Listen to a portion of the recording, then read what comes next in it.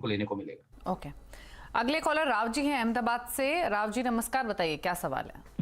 मैं जी मेरे पास yes bank के 1550 शेयर पड़े हैं, 13 रुपये एक पाव का। ओके और BEML का 25 शेयर लिया है मैंने 1577 में। ओके और HAL में लिया है 2200 रुपये में 50 शेयर। तो क्या करूँगा, लॉन्ग टर्म के लिए है सब। ठीक है, तो 3 शेयर्स इन्होंने बताए हैं सर्वेंद्र, और HCL टेक में 2200 की बाइंग है, यस बैंक में 13 रुपए की, और एक है इनके पास BEML, यहाँ 1577 की बाइंग है। क्या सजेशन तीनों शेयर्स में?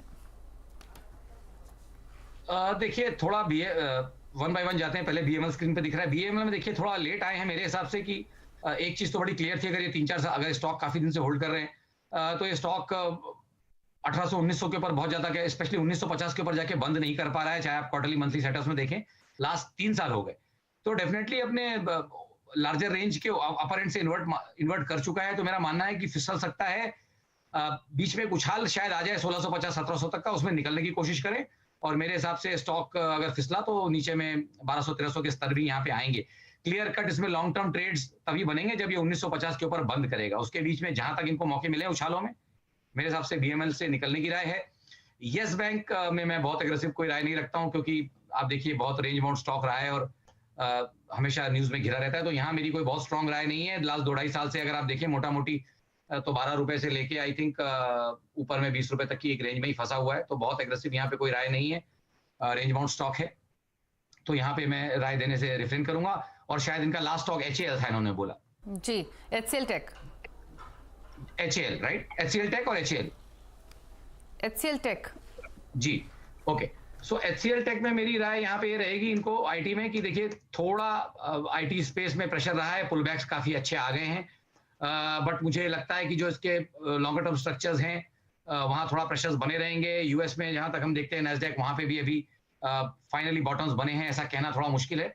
तो ये उछाल काफी अच्छा रहा है मेरे हिसाब से।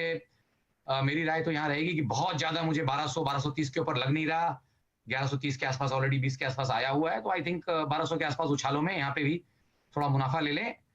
IT सेक्टर में थोड़ा टाइम रिकवरी में लग सकता है। और आई थिंक उस पैसे को कहीं और फ्लेवर्स में, जो फ्लेवर्स सेक्टर्स चल रहे हैं जैसे रेलवे स्टॉक्स हैं या PSU स्टॉक्स हैं, कहीं वहां पे उस पैसे को इन्वेस्ट करने की कोशिश करें।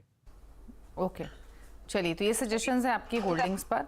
और अब अगले कॉलर से कनेक्ट कर लेते हैं। दुलाल मोंडल झारखंड से हमारे साथ मौजूद हैं। मोंडल जी नमस्कार, बताइए क्या सवाल है। Madam good evening. Madam good evening. बोला मेरे पास टाटा स्टील का 1300 शेयर है, 104.49 पर शेयर। तो अभी हम उसको सेल करें कि लॉन्ग टर्म के लिए होल्ड करें? 104 की बाइंग है, 113 पर कर रहा है ट्रेड, तो क्या करे सर्वेन, लेना ही प्रॉफिट से होल्ड करना है?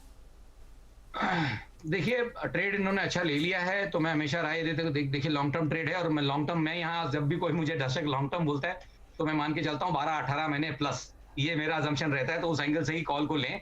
देखिए अगर उतना दायरा है तो डेफिनेटली ट्रेड में बने रहना चाहिए। और जब आप उस तरह के 12-18 महीने के ट्रेड्स ले रहे होते तो आपको स्टॉप लॉसेस भी थोड़े वाइड रखने पड़ते हैं। तो मेरे हिसाब से ट्रेड इन्होंने अच्छा ऑलरेडी ले लिया, और पिछला लो अब इसका इंपॉर्टेंट हो जाता है 95 के आसपास वाला। तो स्टॉप लॉसेस वहीं पे आएंगे लॉन्ग टर्म के हिसाब से। 94.40 के आसपास डेली क्लोजिंग बेसिस जब उसके नीचे बंद नहीं करता जब तक, तब तक आई थिंक ट्रेड बढ़िया है।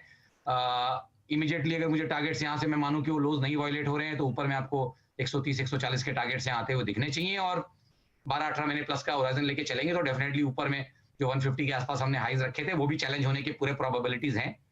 तो ट्रेड में बने रहें 94.40 के स्टॉप लॉस से। और अगर उतना लंबा स्टॉप लॉस नहीं लगाना चाहते हैं तो मेरे हिसाब से फिर भी 104.40 का स्टॉप लॉस इनको यहाँ से उस पोजीशन में कैरी करके चलना चाहिए।